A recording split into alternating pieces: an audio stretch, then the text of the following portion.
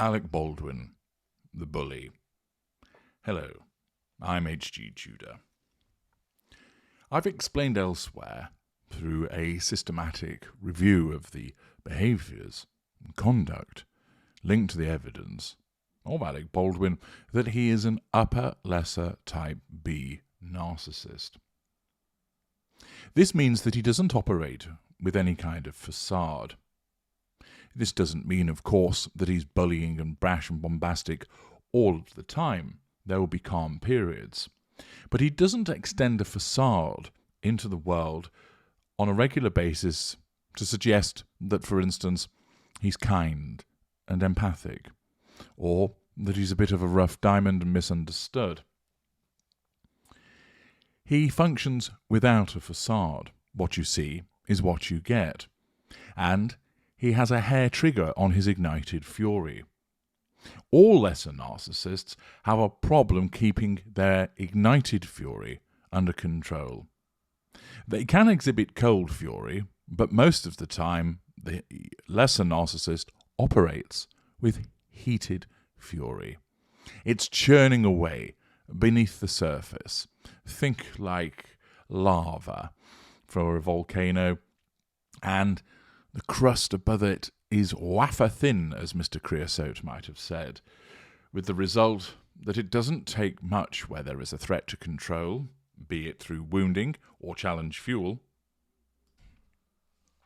for that ignited fury to come surging through, scalding hot, a vitriolic outburst of verbal violence or physical violence directed at the source that is threatening his sense of control.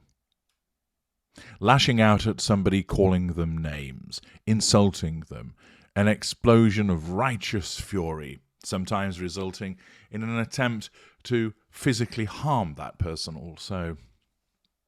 The upper lesser type B is a bully, grinding down the opposition through the application of heated fury so that they submit, thus giving control and fuel alongside appropriate character traits and residual benefits. Think the sledgehammer being used to crack a nut. The upper lesser type B is big, you're small. They're strong, you're weak. They're right, you're wrong. They will call it out and do so with a hide like a rhino in terms of soaking up the aggravation and lashing out in return. They regularly boast. They believe themselves to be superior to everybody around them and are quite content for you to hear that. There's no false modesty with this particular type of narcissist. There's no false humility. I am the best, I am the greatest, I am the expert. Bold, brash, belligerent, and bullying. And those behaviours have, of course, been demonstrated by the bully that Alec Baldwin is on numerous occasions. And an article by Jim Thompson in Red State picks up on this also. Now, of course, one of the entertaining things about Alec Baldwin is that he identifies with left-leaning politics, and, accordingly, somebody who is so aggressive, so bombastic, but apparently cares through the politics that he adopts, is quite the contradiction. What is interesting is that he adheres to a sense of politics that suggests that he is tolerant, yet his behaviours demonstrate that he never is. Again, it's important to note that although he identifies with those politics, he doesn't actually extend a facade of being tolerant because his behaviours repeatedly show that he is not. We do, of course, see this quite commonly with narcissists that are left-leaning, that are supposedly compassionate and caring. Right-leaning narcissists are essentially, so what, go fuck yourself, it's every man for themselves, free market rules, what I say is right, if you don't like it, too bad, I'm entitled to express a view. And they often, with the ones that don't operate with a facade, particularly wear their lack of caring as a badge of honour. It's a jungle out there, you eat what you kill, etc. Lunches for wimps, and so on and so forth. However, when it comes to those which are left-leaning, they invariably demonstrate a hypocrisy whereby many of them either advance a facade of caring and compassionate, or at least identify with the politics of caring, and yet their very behaviours demonstrate that they do not. They either pay lip service to the caring and compassion, talking about it but not actually doing it, or in many instances, Baldwin included, identify with the left, yet their behaviours demonstrate that they are far from an individual that is caring, compassionate and tolerant. It's no surprise, of course, that Red State have him in their sights, but nevertheless, with that point made with regard to political leanings, it nevertheless bears examination of the roll call of Alec Baldwin, the bully. The article explains, Alec Baldwin is a bully. He's demonstrated that in public and in private on multiple occasions. There seems to be an abundance of events where Baldwin believes he is lord of the manor, grandiosity, superiority, and the rest of humanity merely lives in his fiefdom.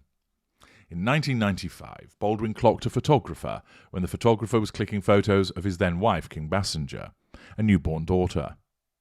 Baldwin was acquitted of the battery charge, even though the photographer had his nose broken.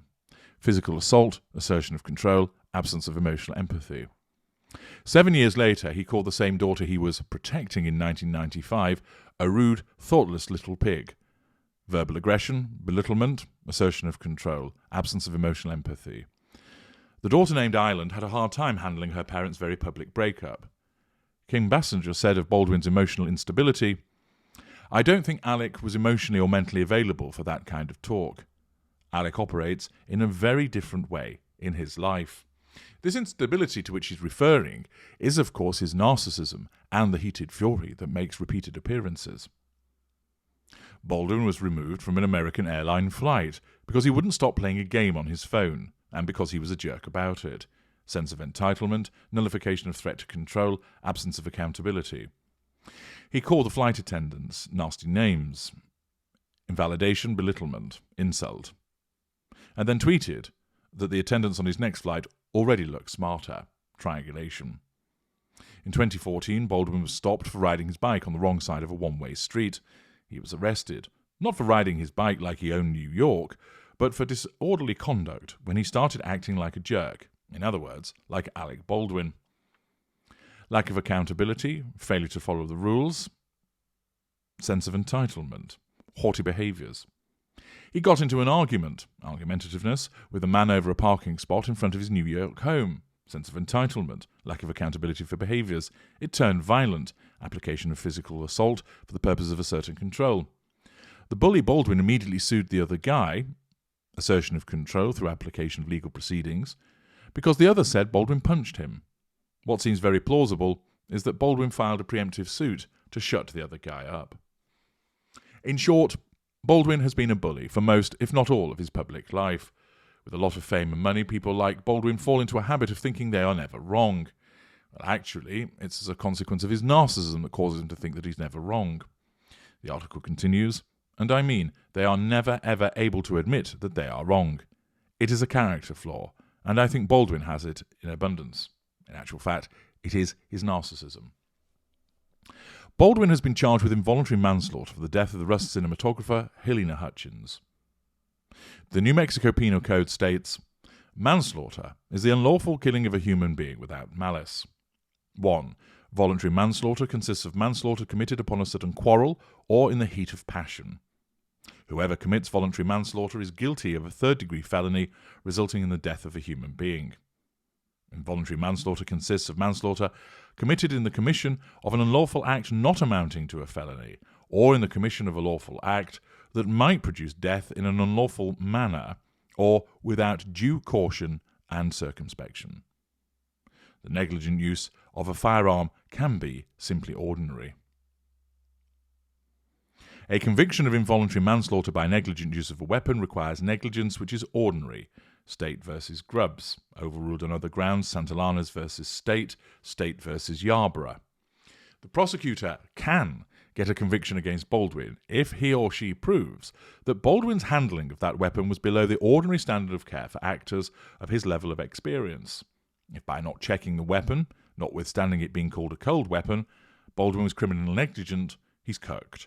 By not taking 10 seconds to check the weapon himself, I think, and this is the writer of the article stating this, I think a jury could convict if they reasoned that Baldwin lacked just ordinary due caution and circumspection.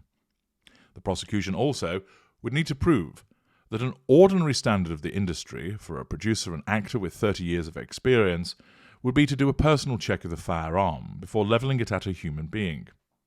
Further, Baldwin has claimed that he never pulled the trigger. The forensic tests conducted by the FBI on the single-action handgun indicate that the weapon will not fire unless the hammer is pulled back and the trigger is pulled. Unless the defence can make the weapon fire with a partial pull on the hammer, Baldwin's credibility will be ruined.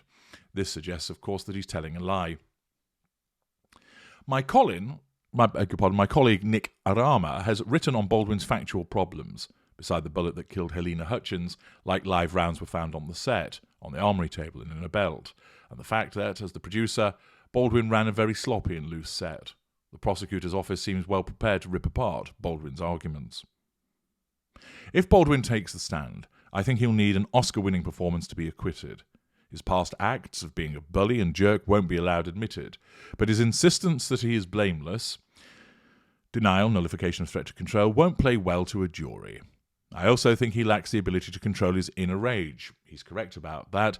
As mentioned earlier on in this video, one of Baldwin's major problems is that he has a hair trigger when it comes to his ignited fury. And his inability to admit a mistake will cast him in a very bad light. Baldwin has already admitted that he hadn't checked the weapon. He was the last person to hold the weapon before it discharged. Excluding jury members enamoured with Baldwin's stardom, and if the prosecution can rely on the FBI forensics that a partial hammer pull isn't sufficient to fire the charge, and the weapon cannot be fired without a trigger pull, Baldwin will be convicted. In the end, I think Alec Baldwin's undoing will be the bully, Alec Baldwin. And of course, as I've mentioned to you so many times before, that when it comes to lesser and mid-range narcissists, give them enough rope and they will hang themselves. When it comes to the lesser narcissist in such a situation as being in court, this is as a consequence of that inability to keep the ignited fury under control because they have a very low threshold upon it, and the fact that their heated fury causes them to erupt, lashing out at the judge, at the attorneys, at their own attorneys, at experts, at witnesses, to an extent that the jury thinks this guy is an asshole. When it comes to the mid-rangers, they cannot help but keep talking and talking and talking, putting lie upon lie upon lie, so that everybody else can see that they're telling porky pies, but they cannot, leading to them to hang themselves. This is some of the reported bullying commensurate with an upper level type B that one would find in relation to Alec Baldwin. But I have more. A client of mine has recalled an interaction that occurred involving Alec Baldwin many years ago. The client has given me permission to make mention of these matters to reinforce the behaviours of Alec Baldwin. There was a wedding taking place at an upscale hotel in Orange County, and Baldwin was there at the hotel for some particular event. And showing a lack of boundary recognition and sense of entitlement, he stumbled into a wedding party. And in the circumstances, he caused a problem by tipping over tables, by smashing wine bottles, and essentially was described as being a first-class jerk. Ultimately, he was removed by hotel security because of these behaviours. But this shows, again, his behaviour, obvious behaviours, no facade being operated, that sense of entitlement to walk into somebody else's event, to flip the tables, to smash things, the destruction of property, all causing a scene and drawing attention to himself, which, of course, is the receipt of fuel, but having no consideration for the people's wedding party that he's causing a problem at. Alec Baldwin is very much a bully, and as the writer of the article has pointed out, although they don't realise it's because of his narcissism, it is that, his bullying nature, and the explosive fury that he exhibits, that is going to cause him a problem in relation to this prosecution. I'm H.G. Tudor. Thank you for listening.